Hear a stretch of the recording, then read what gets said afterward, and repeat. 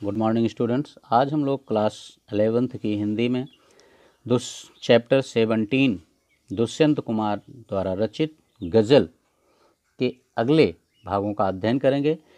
पिछले पार्ट में हमने 3 गज़लों का अध्ययन किया था, तो इस पार्ट में हम चौथी गज़ल से उसके आगे और इन गज़लों पर आधारित प्रश्नों का अध्ययन करेंगे। तो आइए देखते हैं इसमें आज की जो पहली गज़ल है और पाठ की जो चौथी गज़ल है। खुदा नहीं ना सही आदमी का ख्वाब सही, कोई हसीन नज़ारा तो है नज़र के लिए। इसमें देखिए, इसमें कवि ने यह बताया है कि भगवान के साथ लोग कैसा संबंध बनाते हैं, ठीक ना। इसीलिए कह रहा है कवि कि खुदा नहीं ना सही, यदि इस संसार में ईश्वर नहीं है तो ना सही, ना होने दो, कोई फर्क नहीं पड़ता है। आदमी का ख्वाब सही, लेकिन ईश्वर जो है वह अगर वास्तविक रूप में नहीं है, वास्तव में नहीं है, लेकिन वह मानव के ख्वाब में है, अर्थात ईश्वर जो है वह मानव का एक ख्वाब ही है। स्वप्न में ही ईश्वर मानव को मानता है, लेकिन मानता जरूर है। कोई हसीन नज़ारा तो है नज़र के लिए। इस तरह से अगर ईश्वर नहीं है तो कोई बात नहीं है, क्योंकि वह आदमी के स्वप्न में है। तो कोई हसीन माने होता है कि सुंदर या आकर्षक, नज़ारा माने दृश्य। इस तरह से कोई एक आकर्षक दृश्य तो मनुष्य के देखने के लिए है। कोई आकर्षक दृश्य मनुष्य को देखने के लिए, नज़र के लिए माने देखने के लिए, कोई आकर्षक दृश्य तो मनुष्य को देखने के लिए इस संसार में है, जिसको देखकर वो अपना जीवन निर्वाह कर लेता है। तो देखिए, यहाँ कवि जो है वो यह मान रहा है कि इस संसार में लोग ईश्वर को नहीं मानते हैं, लेकिन उसको स्वप्न में मानते हैं, अर्थात मात्र उसकी कल्पना करते हैं। और कल्पना ही सही, लेकिन वह ईश्वर को एक मूर्ति के रूप में, जैसे आप देखते होंगे कि प्रतीक के रूप में मान लेते हैं कि ये राम है, राम ऐसे ही थे, कृष्ण ऐसे थे, विष्णु ऐसे थे, शंकर ऐसे थे, हनुमान ऐसे थे। तो वो एक मूर्ति उनकी बना करके प्रतीक रूप में उनकी पूजा करते हैं, उसे सजाते संवारते हैं। तो वही कह रहा है यहाँ पर कवि कि कोई हसीन नज़ारा तो है नज़र के लिए। चलिए कोई बात नहीं है, फिर भी कम से कम उनको देखने के लिए इस संसार में कोई एक आकर्षक दृश्य तो है, जिससे वे अपना जीवन निर्वाह कर लेते हैं। ओके, तो ये था चौथे गज़ल का अर्थ। लेकिन अगले गज़ल का अर्थ बताने से पहले मैं आपको बता दूं कि यदि इस चैनल को अभी तक आपने सब्सक्राइब नहीं किया है तो चैनल को सब्सक्राइब अवश्य कर लें।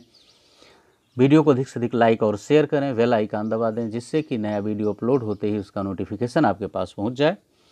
तो आइए अब हम देखते हैं 5वीं गज़ल। वे मुतमईन है कि पत्थर पिघल नहीं सकता, मैं बेकरार हूँ आवाज़ में असर के लिए। देखिए, यहाँ जो धनी लोग होते हैं, धनवान होते हैं, वो कितने निर्दयी और कठोर होते हैं, इस तरफ इशारा किया है कवि ने।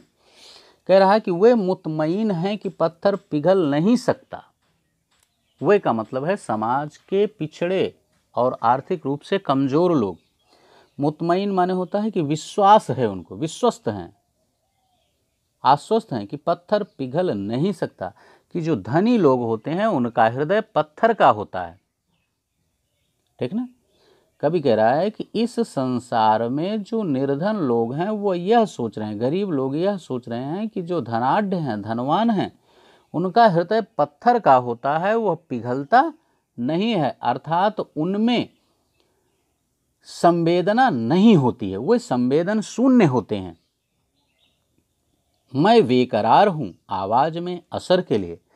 लेकिन कवि कह रहा है कि मैं तो उन कमजोर और गरीब लोगों में आवाज का असर पैदा करने के लिए तत्पर हूं, बेकरार हूं,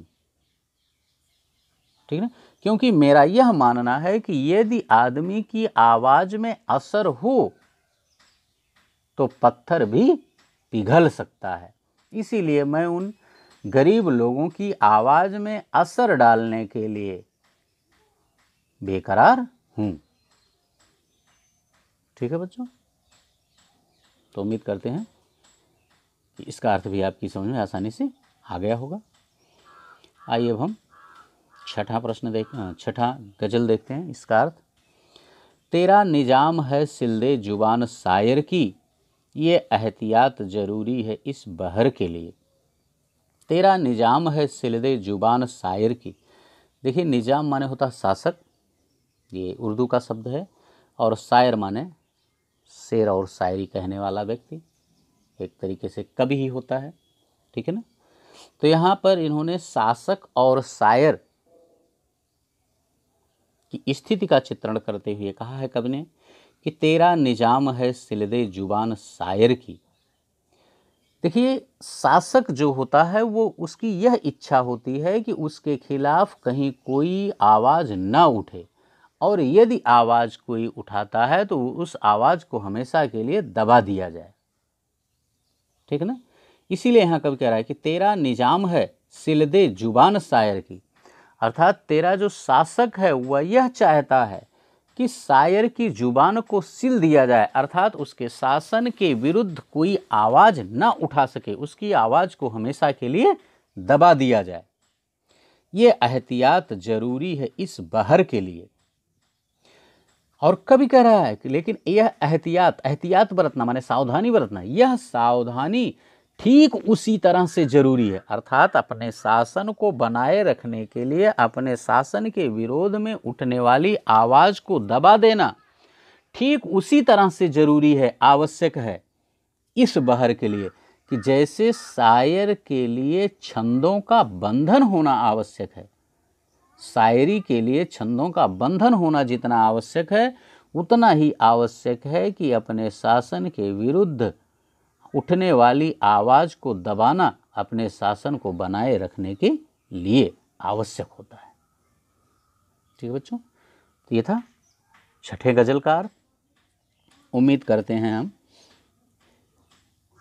कि ये अर्थ इन गज़लों के आपको आ गए होंगे, आपको किसी तरह की कोई परेशानी नहीं होनी चाहिए। तो देखिए, अब हम इन गज़लों पर आधारित प्रश्नों को देख लेते हैं। आइए हम देखते हैं इस पर आधारित पहला प्रश्न जो है। पहला प्रश्न में कवि कह रहा है कि कवि किसके लिए बेकरार है, ठीक है ना। मैं बेकरार हूँ आवाज़ में असर के लिए, अभी आपने 5वीं गज़ल में पढ़ा है, ठीक ना। तो कवि किसके लिए बेकरार है, कवि जो है वह गरीबों की आवाज़ में असर डालने के लिए बेकरार है, असर पैदा करने के लिए बेकरार है। दूसरा प्रश्न, शासक किस कोशिश में रहता है, अभी आपने पढ़ा, ठीक है ना। तेरा निजाम है सिलदे जुबान शायर की, छठवें में गज़ल में। तो शासक किस कोशिश में रहता है, शासक जो है वह अपने शासन के खिलाफ या विरुद्ध उठने वाली आवाज़ को दबाने की कोशिश में रहता है, कि जिससे उससे शासन के खिलाफ उठने वाली आवाज़ को दबा दिया जाए और उसका शासन बना रहे, ठीक है ना। यह था दूसरा प्रश्न।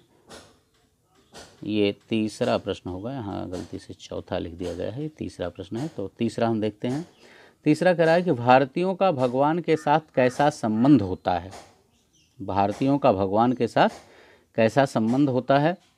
तो अभी आपने पढ़ा, आदमी खुदा नहीं न सही, आदमी का ख्वाब सही, यानी भारतीयों का भगवान के साथ कैसा संबंध होता है। तो भारतीय भगवान को अपने स्वप्न में ही मानते हैं, ठीक ना, एक काल्पनिक रूप में भगवान को भारतीय मानते हैं, ठीक ना।